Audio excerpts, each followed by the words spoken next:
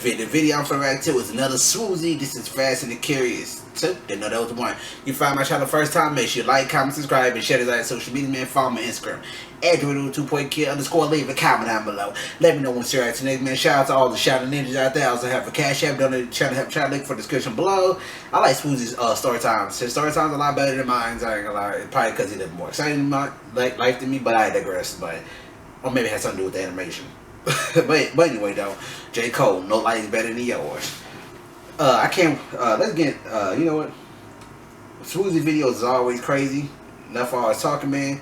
Let's go ahead and get into it. I'm walking around the house in my SpongeBob underwear. Yes, that's important to the story. Walking to the kitchen to get myself a little snacky snack. My dad walks in. He's standing there with his look on his face. What's wrong with you? I just got a new engine for my Beamer. Okay, you want a cookie? Let's go. What do you mean? You need to see what all this power is like. You're driving around your little Toyota Corolla. You need to see what it's like to have a real man's car. Let's go. I spent a lot of money on this engine.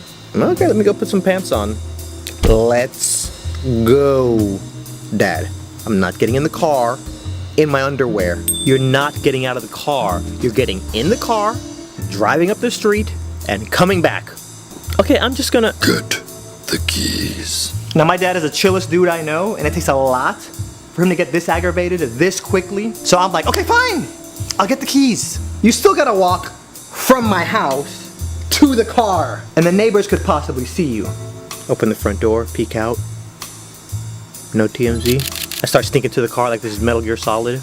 He's following behind me all slow, shaking his head like I have raised an idiot. So we get in the car, and there's this long stretch of road from the entrance of my development to the first house in the development. So I start driving to leave the neighborhood. Punch it. Dad, we're still in the neighborhood. I said punch it. We're still technically in the neighborhood, so maybe, how about no? Stop being a little punk. Punch it. Okay. Ooh, wow, that's a nice engine you got there, bro. You're such a little wimp. Turn the car around. I get to the entrance, turn around, punch it. Okay, Dad. Ooh, OMG-ness. This is broing my mind. Can we go home now? No, you're such a little punk. Floor it. Pedal to the metal. You know what that means? Okay, old man. So you have chosen death. And I go full Dominic Toretto.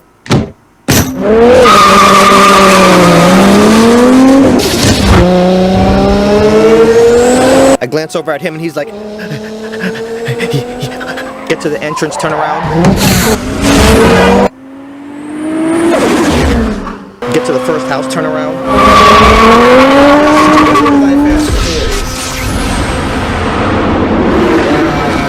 He thinks I'm done. I'm not. Run it. I'm ready to die. Now. Then in the corner of my eye, I notice this Lexus in my rearview mirror just darting up on me. So I start slowing down. This dude comes from behind me and busts like a knife. Low-key freaking out because this guy's blocking the road in both directions. This guy gets out, slams his door. Do you have any idea? Then he looks at me.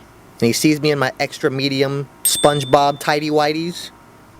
Do you have any idea what are you doing? My kids are playing in the driveway.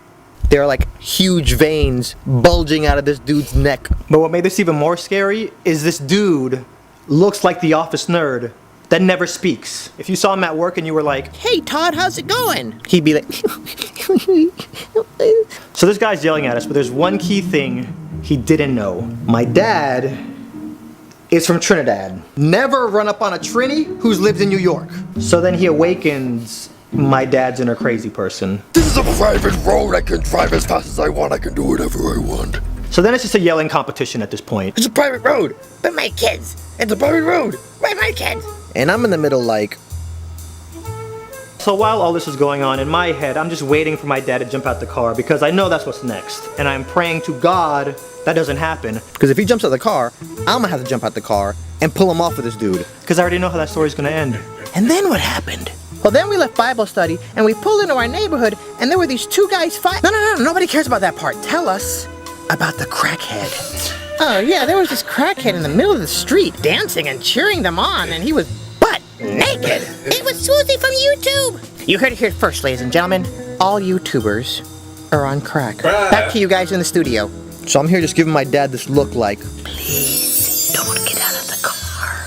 Now when you want the war with a Trini/New Yorker, the best you can do is break even. You're not gonna win. Even though my neighbor was clearly the aggressor when he ran up on us, by the time my dad was done with him, he was like, So then my neighbor stomps back to his car and then takes off back to his house. And I'm like, Dad, he's right. Well, he should keep the kids inside the house because kids don't even play outside no more. See, I know he's still mad, and I'm not trying to argue, so I just dead it right there. Talk to me nice. Not for nothing, my dad was the representative during that whole altercation, because I didn't say anything the entire time. Because you never know the ripples that your action caused. I've seen the movie Butterfly Effect. I know how this works. Actually, I never saw the movie, but I saw the trailer, and I kind of know what the movie's about. I just didn't want this to be how our neighbor remembers us. So I get home, go inside, put on some clothes, and then drive over to my neighbor's house.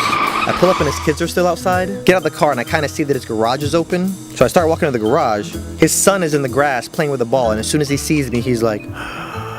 So I start walking around to the garage and I can see the dad in the garage, and you could tell he's still mad by his body language. So then I yell out to him like, excuse me, sir? And he turns, and when he sees it's me, he goes... This man looked at me like I was the Terminator coming for him and his unborn child.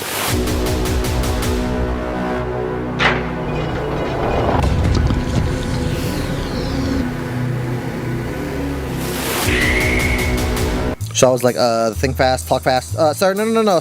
Sir, sorry for how my dad was acting back there. You were right. He just got a brand new engine, and he wanted me to test it out. Very sorry. Once my dad saw that the road was empty and nobody was around and nobody can get hurt, he wanted me to test out his engine. Wanted to come over here and just, apologize. Well, I, thank you for coming and letting me know this. So I appreciate that. Well, name's Deundre. If you ever need anything, I'm in that White House 3 houses down. Later that night, I start thinking to myself, I know this dude is gonna tell his wife about all this. And I can only imagine how his version of the story is gonna go. Honey, our neighbors were racing in the neighborhood, and I ran down behind them. I got to their car and I put them in their place. Don't you ever come in here in my neighborhood and race. Sir, yes, sir, we'll never do it again. You're so big and strong. And they were petrified of me. I think our neighbors are cross-dressers. There's nothing wrong with it, I'm just saying. They are both in there wearing women's lingerie. And also, I can smell crack in the car. I'm gonna call the HOA first thing in the morning and let them know. I think our neighbors are cross-dressing drug dealers. You're such a brave man, honey. I'm so sorry for ever cheating on you with the janitor on that cruise ship. It's all right, honey. What? Love you, good night. Okay. Well, this is the video. Make sure you like, comment, subscribe, and share on social media. Remember, this is Grice. It's the Underground Takeover, man. Let's get